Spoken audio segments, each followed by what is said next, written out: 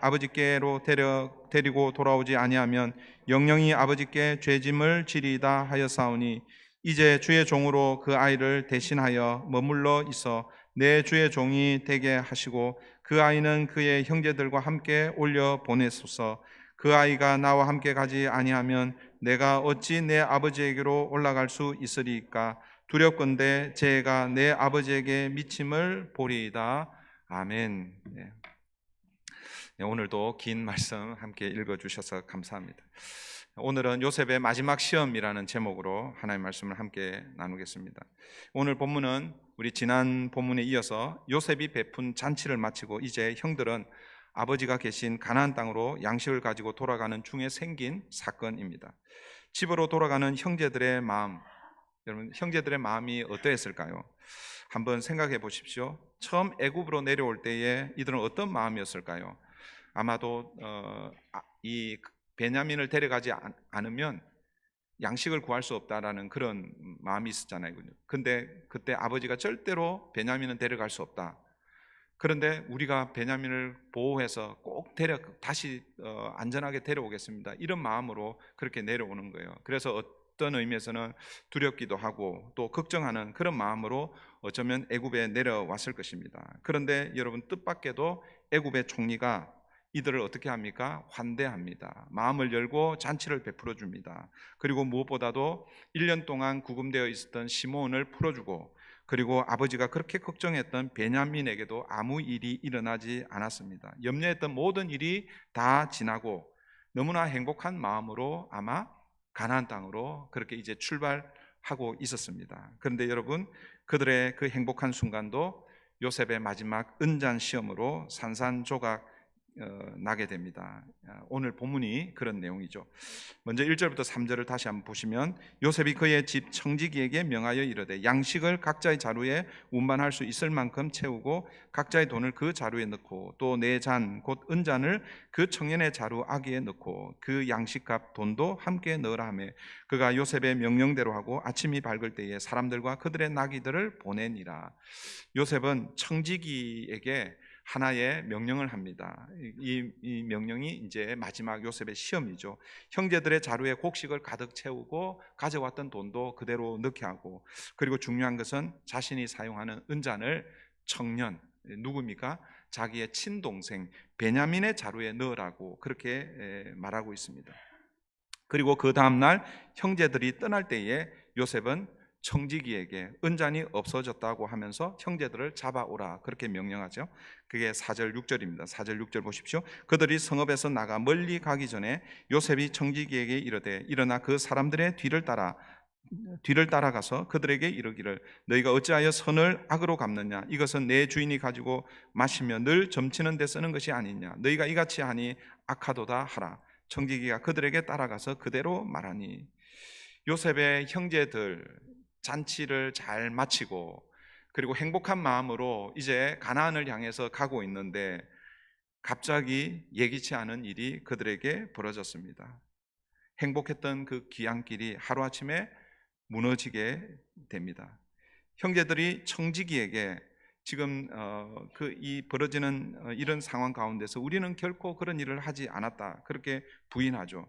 그리고 만약 그런 일이 우리 가운데 있다면 그 사람은 죽을 것이고 그리고 우리는 당신의 종이 될 것입니다 그렇게 말합니다. 그게 7절부터 9절의 내용입니다. 7절부터 9절 보십시오. 그들이 그에게 대답하되 내 주여 어찌 이렇게 말씀하시니까? 당신의 종들이 이런 일은 결단코 아니하나이다. 우리 자루에 있던 돈도 우리가 가나안 땅에서부터 당신에게로 가져왔거늘 우리가 어찌 당신의 주인의 집에서 은금을 도둑질하리까? 당신의 종들 중 누구에게서 발견되든지 그는 죽을 것이요 우리는 내 주의 종들이 되리이다. 청지기가 이 형제들의 말을 듣고 동의는 하지만 그러나 은잔이 발견된 자만 종이 되고 너희는 안전하게 돌아가라 라고 그렇게 이야기합니다. 그 내용이 10절부터 13절 제가 다시 한 번 더 읽어드립니다. 그가 이르되 그러면 너희의 말과 같이 하리라. 그것이 누구에게든지 발견되면 그는 내게 종이 될 것이요 너희는 죄가 없으리라. 그들이 각각 급히 자루를 땅에 내려놓고 자루를 각기 푸니 그가 나이 많은 자에게서부터 시작하여 나이 적은 자에게까지 조사하며 그 잔이 베냐민의 자루에서 발견된지라. 그들이 옷을 찢고 각기 짐을 나귀 싣고 성으로 돌아가니라. 여러분, 은잔이 누구에게서 발견됐습니까? 베냐민입니다. 이렇게 해서 요셉의 마지막 시험이 시작되고 있습니다. 사랑하는 성도 여러분, 요셉이 은잔 시험을 통해서 무엇을 기대하고 있는가? 마지막으로 이 은잔 시험을 통해서 요셉이 기대하고 있는 것은 무엇일까? 우리는 이미 42장 그리고 지난주 43장을 통해서 이 요셉의 시험을 통해서 형제들이 자신들의 과거의 죄를 간접적으로 회개하고, 그리고 지난주에는 특별히 요셉이 베냐민을 특별하게 대우했잖아요, 그죠? 어떻게 보면 그 다른 형제들에 비해서 편애로 그렇게 시험을 하는데도 이제는 더 이상 형제들이 베냐민을 시기하거나 질투하지 않는 것을 요셉이 다 보았습니다. 어느 정도 요셉의 형제들이 요셉이 그 행하고 있는 이 시험을 통과했다라고 그렇게 볼 수 있습니다. 그런데 여러분, 요셉은 아직도 한 가지 더 시험하고 싶었던 것이 있었습니다. 요셉은 형제들에게 자신의 정체를 드러내기 전에 마지막 은잔 시험을 통해서 어떤 이 시험의 내용을 하기를 원했는가? 그것은 결국 그 베냐민을 향한 그 형제들이 어떤 마음을 가지고 있는지, 조금 넓게 보면 형제의 사랑, 그리고 또 더 크게 보면 공동체가 어떻게 이루어져야 하는지를 오늘 본문을 통해서 우리에게 보여준다라고 그렇게 볼 수 있습니다. 결국 형제 사랑과 공동체성에 대한 시험이다라고 이렇게 볼 수 있습니다. 여러분, 42장부터 등장하는 요셉의 시험은 단순히 요셉이 개인적으로 형제들을 시험하는 그런 시험이 아니라고 그렇게 말씀을 드렸습니다. 이것은 요셉을 통해서 형제들을 시험하시는 하나님의 시험이다라고 그렇게 우리는 생각해야 합니다. 그러면 다시 하나님은 이 요셉의 이 마지막 시험을 통해서 얻기를 형제들을 시험하는 그 이유가 무엇인가? 뭘 확인하기 위해서 하나님은 요셉을 통해서 이 시험을 하고 있는가? 여러분, 우리가 그 창세기 우리 1장부터 25장 전반부는 약 한 3년 4년 전에 강의를 했고, 그 다음에 이제 한 3년 반이 지나고 나서 25장 후반부부터 이렇게 말씀을 다시 이렇게 창세기를 보고 있습니다. 제가 그 전반부에 보았던 거하고 또 후반부에 보는데 이게 보면요, 목사들도 성경을 볼 때마다 늘 이 관점이 달라지는 걸 볼 수 있어요. 근데 이제 창세기 25장 이후부터 두 족보 이야기, 그 족보 이야기를 통해서 결국 하나님은 아브라함과 이삭에게 약속하신 그 약속이 누구에게 이어지는 거예요? 야곱에게 이어지는데, 그런데 그 야곱에게 이어지는 그 하나님의 약속이 결국은 누구를 통해서 성취되어야 하냐면 바로 야곱의 12아들. 그래서 하나님께서 야곱을 우리 창세기 32장이 어떤 사건일까요? 야복 강가에서 하나님과 씨름하는 그 사건이죠. 그 사건에서, 그 장면에서 하나님께서 야곱의 이름을 어떻게 해요? 이스라엘로 바꾸어 주시죠. 그 이스라엘로 바꾸어 주면서 결국 하나님은 야곱의 12아들을 통해서 하나님의 집을 이루기를 원했다라는 것이죠. 그러니까 하나님의 집이라는 것은 결국 뭐예요? 구약적인 관점에서 하나님의 나라입니다. 그러니까 하나님의 나라를 야곱의 12아들을 통해서 이루기를 원하시는데, 그런데 이 하나님의 나라의 그 기초가 누구냐면 이 12아들인데, 이 12아들들이 어떻게 그 나라를 이루어 가야 하는지를 오늘 이 사건을 통해서, 그러니까 오늘 본문뿐만 아니라 요셉과 형제들이 새롭게 화해하고, 그리고 그 공동체가 어떻게 이루어져야 하는지를 간접적으로 우리에게 보여준다라고 말씀하고 있다라는 것이죠. 결국 하나님의 언약 백성들로서 앞으로 하나님의 나라를 이룰 가장 중요한 사람들이 누구라는 것입니까? 이 야곱의 12아들이라는 것이죠.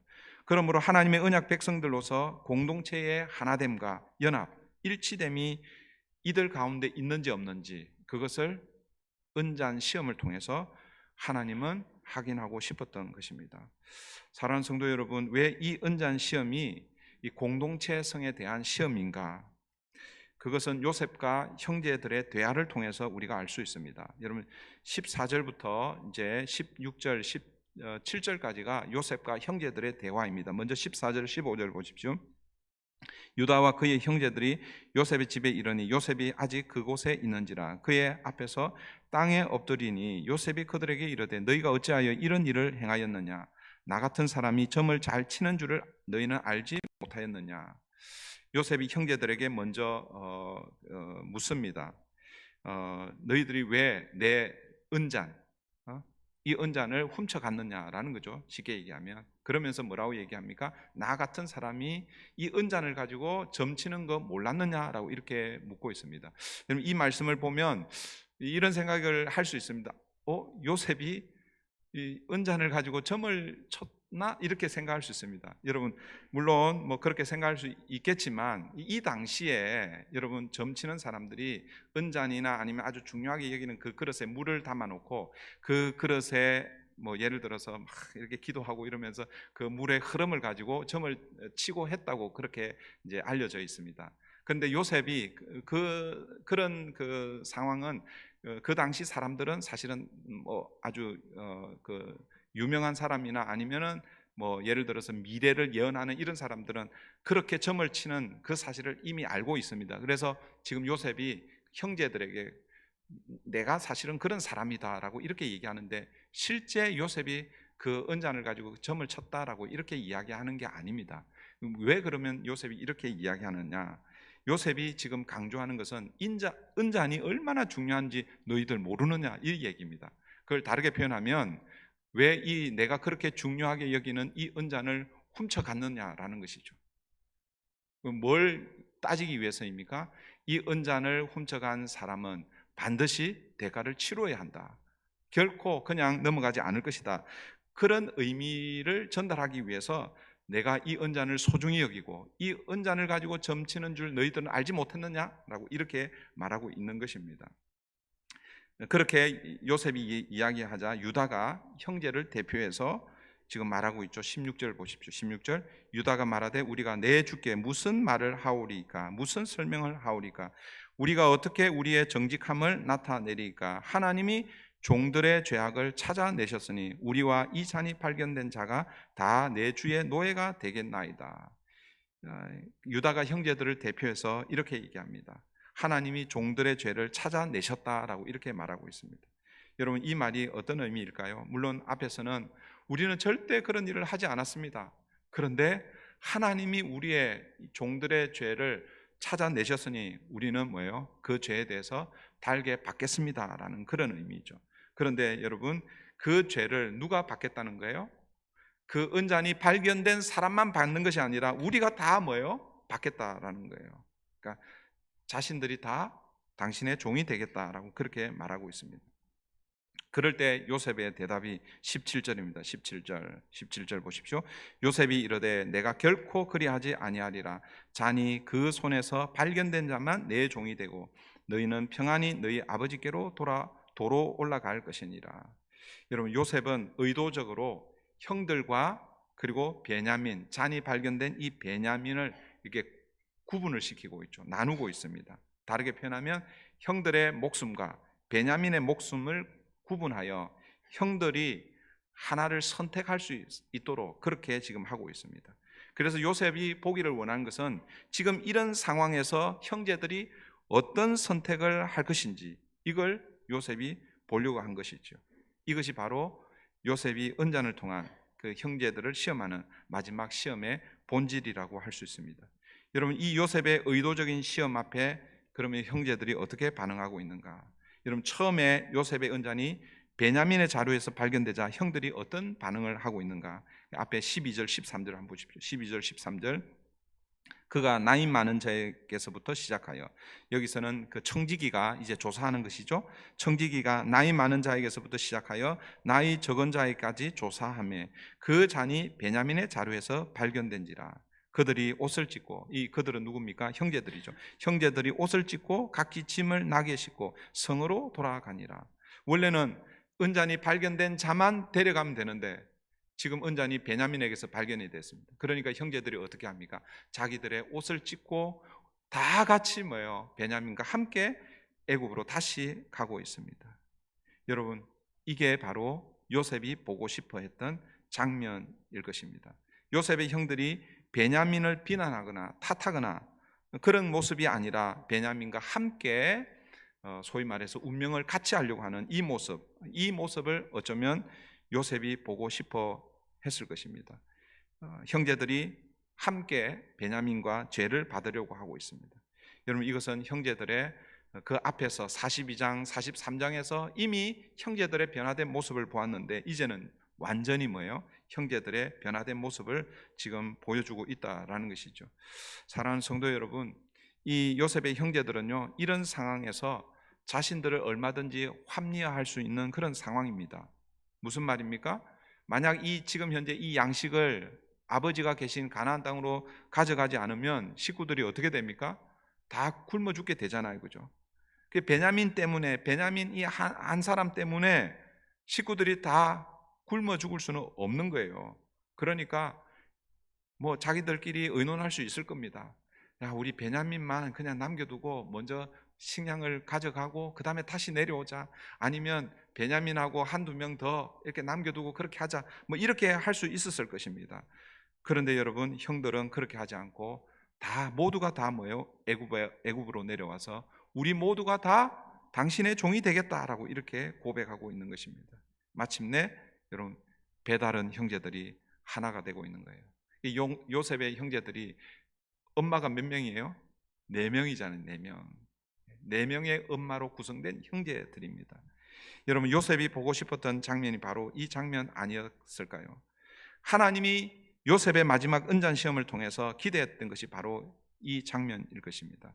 앞으로 이루게 될 하나님의 언약 백성 이스라엘 공동체가 어떠해야 하는지, 하나로 연합하여 한 나라를 이루는 것, 이것을 하나님께서 꿈꾸면서 아브라함과 이삭과 그리고 그 약속하신 그 약속이 야곱에게 이제 성취되기를 원하는데, 이제 야곱의 12아들이 그런 모습으로 변화되기를 원하는데, 그런데 20년 30년 전에 어떤 일이 있었습니까? 20년 전이죠. 한 2년 전 요셉을 죽이려고 하다가 죽이지는 않고 애굽에 팔아버리고, 그렇게 해서 아무 일 없었던 듯이 그렇게 20년을 보내오고, 그렇게 했던 그 요셉의 형제들을 다시 하나님이 하나로 묶어내고 있다는 것입니다.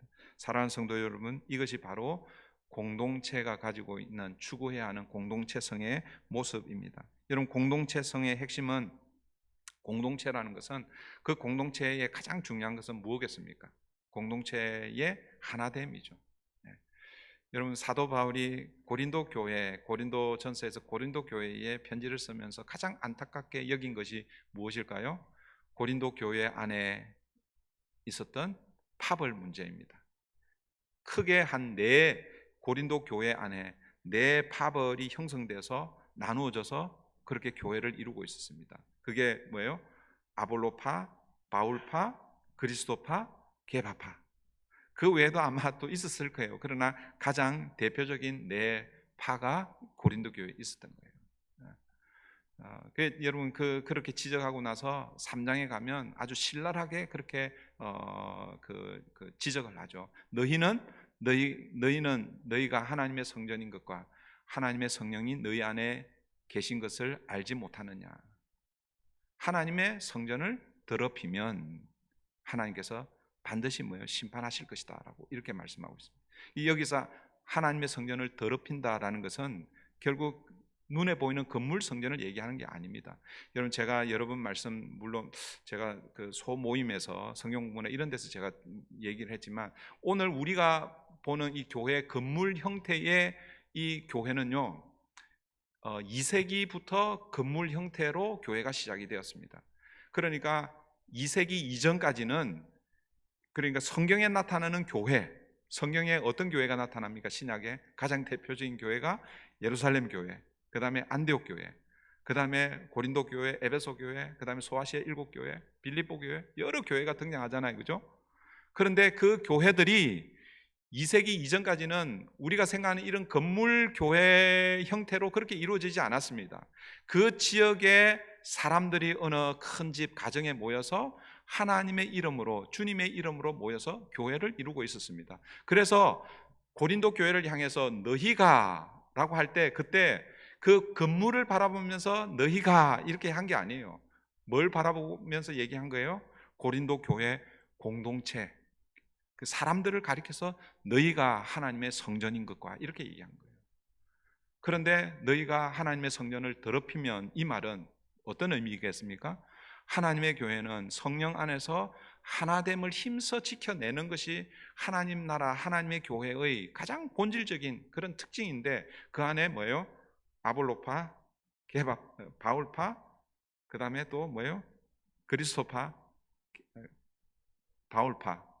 그러니까 아볼로는 현 담임 목사파, 그 다음에 바울파는 은퇴 목사파, 쉽게 얘기하면. 그 다음에 그리스도는 나는 담임 목사도 싫고 현 담임 목사도 싫고 은퇴 담임 목사도 싫고 우리는 오직 예수님 중심으로 모이자, 그리스도파. 그 다음에 또 뭐예요? 그래도 우리는 예수님의 12제자 중에 수제자인 베드로. 그렇게 해서 팔을 나누고 있는 그 교회를 향해서 사도 바울이 지적하고 그들에게 책망하고 있는 것입니다.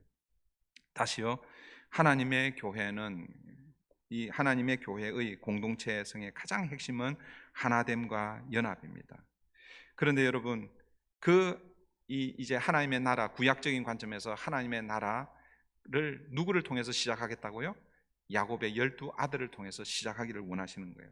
그런데 내 어머니, 여기도 보니까 내 파로 나눠져 있네요. 내 어머니로 어쩌면은 나누어져 있는 그런 그 모습. 그럴 때 지금 하나님께서 요셉을 통해 은잔 시험을 통해서 하나 되는 그것을 지금 확인하고 있다라는 것입니다. 사랑하는 성도 여러분, 하나됨, 한 공동체의 하나됨과 연합은 어떻게 이루어질 수 있는가? 오늘 본문을 통해서 우리가 좀 생각해 보면 가장 연약한 자, 힘이 없는 자를 돌보는 데서 시작된다라는 것을 여러분 기억하셔야 됩니다. 여러분, 야곱의 12아들 중에서 누가 가장 연약한 자입니까? 누가 가장 힘이 없는 자입니까? 베냐민입니다. 여러분, 일단 베냐민은요, 나이가 제일 어렸잖아요. 12아들, 12번째 막내 아들이니까. 학자들에 의하면 이때의 베냐민의 나이가 티네이저 10대였다라고 이렇게 이야기합니다. 일단 나이로도 가장 어리고 연약한 그런 모습입니다. 그러나 또 지금 현재는 지금 요셉이 은잔을 찾고 있는데 그 은잔이 누구에게서 발견됐습니까? 베냐민의 자루에서 발견됐습니다. 그러니까 지금은 어떻게 해요? 죄인으로 지금 도둑놈으로 지금 누가 지금 지목이 되고 있습니까? 베냐민이 지목이 되고 있는 거예요. 그러니까 육체적으로 도 지금 가장 연약한 것이 베냐민인데 지금 현재 뭐예요? 법적으로도 지금 누가 가장 연약한 가운데 있는 거예요? 베냐민입니다. 그래서 여러분, 형제 중에서 지금 현재는 베냐민이 가장 연약한 자로 그렇게 나타나 있죠. 여러분, 형제들이 그냥 베냐민 그냥 우리 포기하자 그러고 그냥 가면 됩니다. 그런데 여러분, 형제들이 그렇게 하지 않습니다. 가장 연약한 베냐민을 지금 함께 돌보고 있다라는 것이죠. 거기에 누가 앞장서고 있습니까? 유다가 앞장을 서고 있습니다. 오늘 본문의 핵심은요, 사실 이 베냐민을 위한 유다의 변론입니다. 유다의 변론이 18절부터 34절까지 아주 길게 그렇게 기록이 되어 있습니다. 가장 중요한 부분이 이 부분이지만 제가 다루지는 않겠습니다. 그 내용 그냥 여러분 읽어보면 됩니다.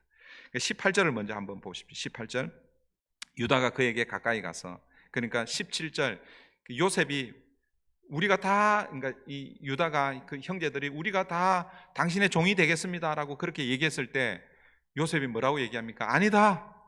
은잔이 발견된 그 잔만 내 종이 되고 나머지는 죄가 없다, 다 돌아가라, 이렇게 얘기하잖아요. 그죠?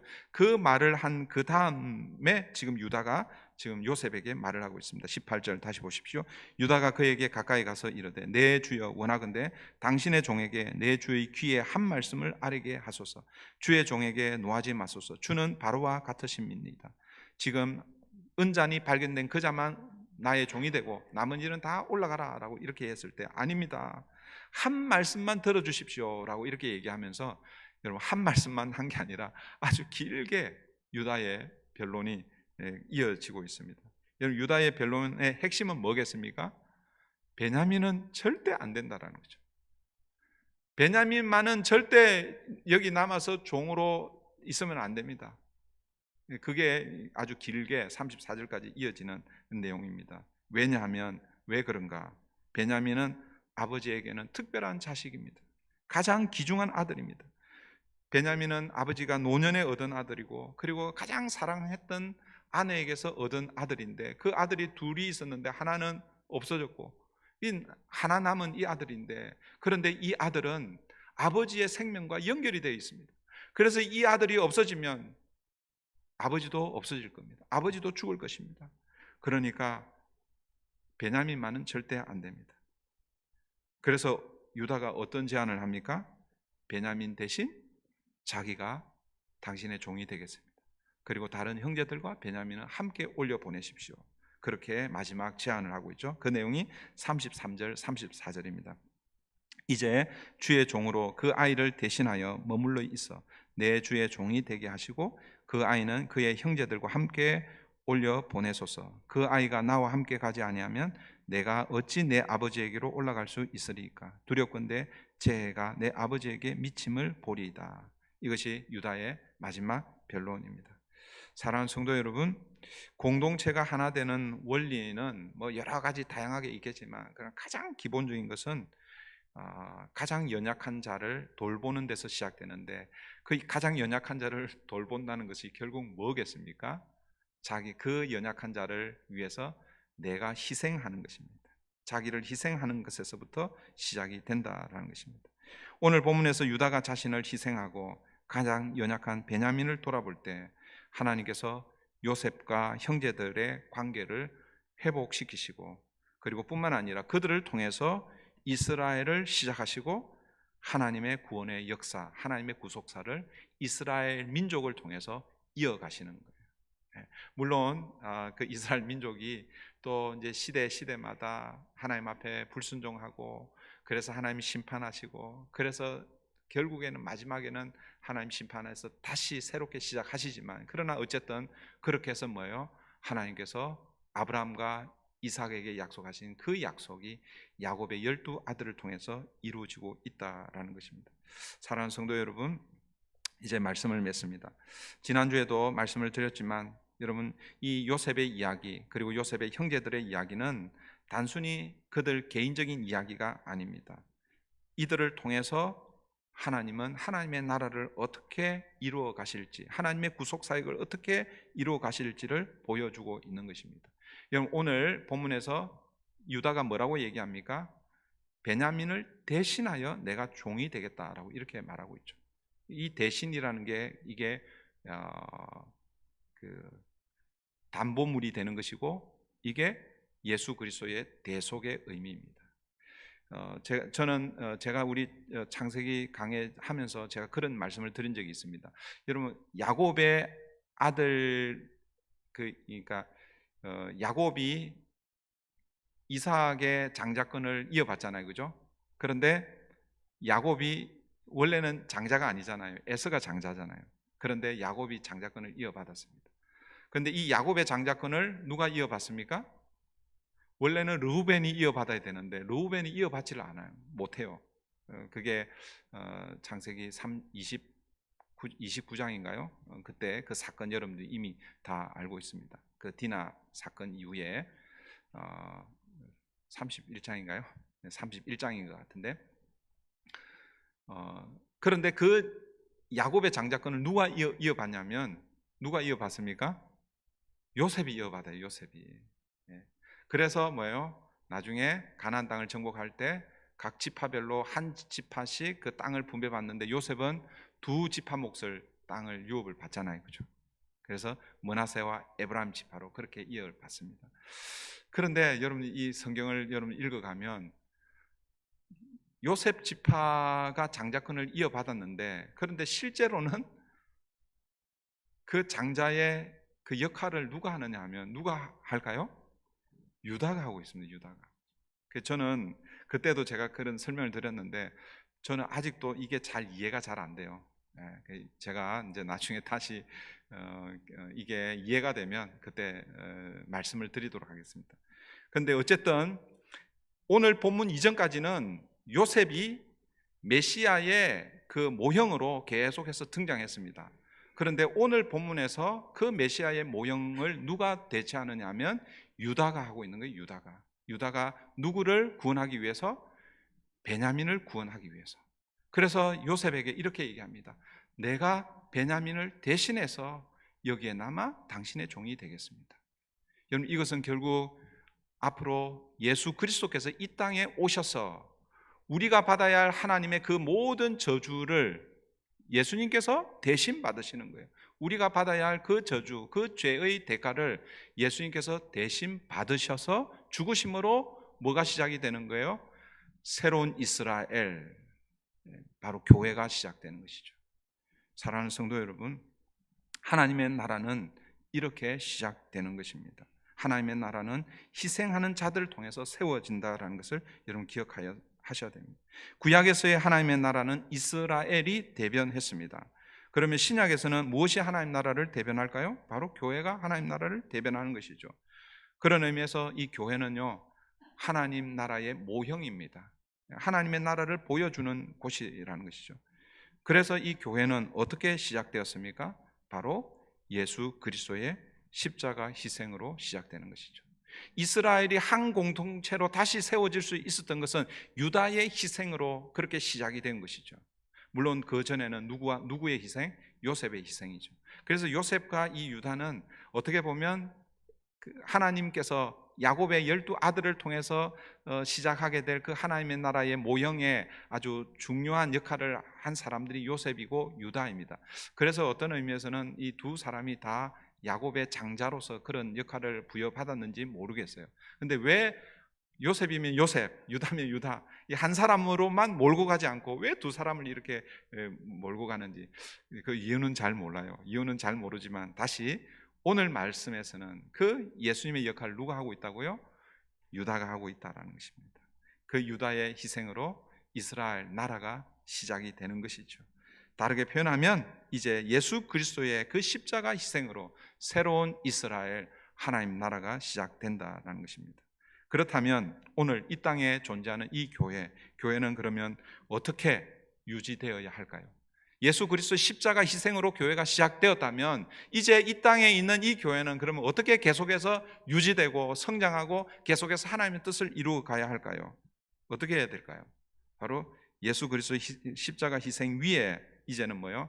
하나님의 사람들의 희생으로 세워져 가야 하는 것입니다. 여러분, 유다와 같이 그 공동체의 가장 연약한 자가 누구인지를 돌아보고 그들을 대신하여 희생하고 사랑으로 그 연약함을 덮어갈 때에 그들을 통해서 하나님은 공동체를 건강하게 그리고 바르게 세워갈 줄 믿습니다. 저는 우리 브리지 교회가 그런 공동체가 됐으면 좋겠어요. 여러분, 우리 안에 다 허물이 있잖아요. 뭐 말씀을 안 드려도 저에게도 얼마나 많은 허물이 있겠습니까? 어떤 부분은 여러분 마음에 안 드는 부분들이 또 있을 거예요. 그럴 때 여러분들이 여러분의 더 큰 사랑으로 덮어주시고, 목장 안에도 마찬가지일 거예요. 목장 안에도 여러분 거기에는 반드시 연약한 자들이 있고 또 힘든 부분들이 있을 것입니다. 그런데 그것을 함께 덮어주고 세워줄 때 그때 공동체가 아름답게 세워질 줄 믿습니다. 여러분, 5월은 가정의 달이라고 이렇게 얘기합니다. 여러분의 개인의 가정도 사랑과 희생이 아니면 바르게 세워질 수 없죠. 그 사랑과 희생의 가장 큰 역할을 하신 분들이 부모이죠. 부모. 그래서 자녀들은 그 부모의 사랑과 희생을 통해서 배우고 그리고 또 뭐 독립해서 새로운 가정을 세울 때 부모가 보여주신 그 사랑, 희생, 그것을 새로운 가정을 통해서 세워가는 줄 믿습니다. 그런데 여러분, 교회는 더 큰 가정이잖아요. 여러분, 가정은 피로 나눈 혈육으로 생겼다고 하면 우리 교회는 누구의 피로 세워진 겁니까? 예수 그리스도의 피로 세워진 것입니다. 여러분, 우리가 지난주에 성찬식을 했잖아요. 그 성찬식을 할 때 떡과 잔을 나누잖아요. 그 잔이 상징하는 것이 무엇입니까? 우리 교회에서는 포도 주스로 그렇게 나눕니다. 왜 포도주로 안 하고 주스로 하느냐? 포도주로 하든 주스로 하든지 그거는 의미가 없습니다. 그것이 무엇을 상징하는지 그것을 우리가 이해하고 알아야 되죠. 그 포도 주스 혹은 포도주가 무엇을 상징합니까? 우리를 살리기 위해서 흘리신 예수 그리스도의 피라는 것이죠. 그러니까 우리가 잔을 받으면 우리는 누구의 피를 다 마신 거예요? 예수님의 피를 마신 거죠. 그러니까 우리는 다 뭐예요? 그리스도 안에서 한 형제 자매, 그러니까 영적으로 큰 가정이고 가족입니다. 우리 브릿지 교회가 각 목장으로 잘 세워지고 각 목장이 잘 세워질 때 브릿지 교회가 하나님이 기뻐하시는 그런 공동체로 세워지는 그런 은혜가 우리 가운데 있기를 바랍니다. 근데 그 핵심이 뭐라고요? 다시 교회가 어떻게 시작됐다고요? 예수 그리스도의 희생입니다. 이스라엘 공동체가 어떻게 세워졌다고요? 유다입니다. 근데 그 희생은 가장 연약한 자를 돌볼 때 가능하다는 것입니다. 우리 목장 안에 또 우리 교회 안에 연약하신 분들을 놓고 그들을 위해서 같이 기도하고 그들이 잘 세워질 때 교회가 잘 세워질 것을 믿습니다. 기도하겠습니다. 좋으신 하나님 감사합니다. 오늘 또 한 주간을 시작하는 첫날 브릿지 교회로 공동체로 함께 모여 하나님 앞에 예배합니다. 예배 가운데 지난 한 주간 하나님께서 우리에게 베풀어 주신 그 은혜에 감사해서 우리의 마음을 드리고 물질을 드리고 시간을 드리고 기도를 드리고 찬양을 드리고 하나님 앞에 올려드렸습니다. 그러나 또 위로부터 주시는 하나님의 말씀을 우리가 지금 받고 있습니다. 이스라엘이 하나님의 나라가 어떻게 시작되었는지 오늘 본문을 통해서 유다의 희생을 통해서 대신 죄를 짊어짐으로 이스라엘 공동체가 하나님의 나라가 시작되고 있음을 우리가 보게 됩니다. 이제 신약 공동체인 이 교회가 어떻게 시작되었는지 그것 또한 예수 그리스도의 십자가 희생으로 시작된 것을 기억하며 하나님께서 이 땅에 교회를 세워주셨는데 하나님 우리 브릿지 교회도 누군가의 희생을 통해서 계속해서 세워지게 하여 주시옵소서. 그 희생은 가장 연약한 자들을 돌보는 것에서 시작됩니다. 우리 목장 안에 또 교회 안에 우리 안에 연약하신 분들이 하나님 바르게 서갈 수 있도록 하나님이 우리가 함께 그 일들을 감당하는 그래서 하나님 기뻐하시는 아름다운 공동체 영적 가족으로 세워질 수 있도록 우리 하나님 함께해 주시옵소서. 감사하며 예수님의 이름으로 기도하옵나이다.